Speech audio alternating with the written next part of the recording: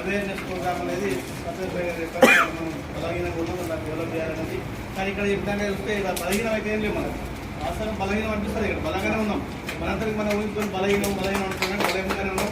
ఇక్కడ జీవనరాజు గారు ఒక మాట చెప్పారు, సార్ మేము కొత్త తయారు చేసి కొద్ది ట్రాన్స్ఫర్లో వేరే కొద్ది రోజులు మేము బలంగా ఉన్నాము, యాక్చువల్ మేమే బలంగా ఉన్నాం అనేది వాస్తవంగా తెలుస్తుంది.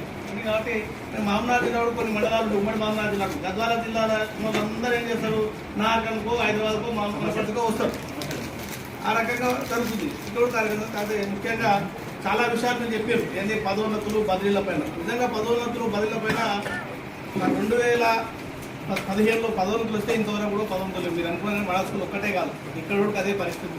బదిలీలు 2018 అయినాయి, ఇప్పుడు ఇంతవరకు లేనే లేవు. ఆ బదిలీలు కూడా జీవో తీసినప్పుడు మేము స్పష్టంగా చెప్పినాం. విద్యాశాఖ కార్యదర్శి హరీష్ రావు గారు, విద్యాశాఖ సత్యనారాయణ గారు, ఇప్పుడేటువంటి పిఆర్సీ కమిషన్ శివశంకర్ గారు కూడా అక్కడ వచ్చింది.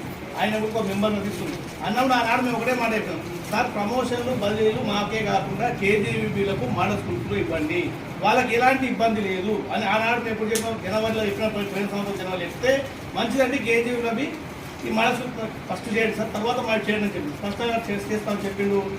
ల్యాప్టాప్ మీటింగ్లో చెప్పిండు, మాకు చెప్పిండు, సంఘాల బాధ్యత చెప్పడం జరిగింది. కానీ దానిపైన తీసుకోకుండా కేవలము జిల్లా పరిషత్ గవర్నమెంట్ హై స్కూల్కి మాత్రమే ప్రమోషన్ ట్రాన్స్ఫర్ చేసిన జీవో విడుదల చేయడం జరిగింది. ఆ జీవో విడుదల చేసినప్పుడే మేము అన్నాం, సార్ మీరు ఏ రకంగా చేస్తుంటారు, పాత జీవో ప్రకారం చేస్తున్నారు, కొత్త జీవో ప్రకారం చేస్తున్నారు, దాన్ని స్పష్టంగా ఉపాధ్యాయ సంఘాలతో సమావేశం ఏర్పాటు చేస్తే బాగుంటుందంటే అక్కడ హరీష్ రావు ఖచ్చితంగా మీకు సమావేశం ఏర్పాటు చేస్తాం 19 జనవరి అని చెప్పి సమావేశం ఏర్పాటు చేయాలంటే కేవలం విద్యాశాఖ డైరెక్టర్ గారే వచ్చింది, వేరే వాళ్ళు ఎవరు రాలేదు. మేడం ఎందుకు ఈ రకంగా మీరు వచ్చింది, ఒక ప్రిన్సిపల్ సెక్రటరీ రావాలి కదా, శివశంకర్ గారిని వేసింది కదా, మీరు వాళ్ళని ఎందుకు తీసుకురావాలంటే నేనేం చేస్తున్నానండి, వాళ్ళు రాలేదు కదండి అంటే మరి వాళ్ళు రాలేకపోతే మీరు ఎందుకు ఈ సమావేశం ఏర్పాటు చేస్తున్నారు, ఈ దండగా జీవో చెల్లదని ఆనాడు ఎక్కువ స్పష్టంగా చెప్పడం జరిగింది.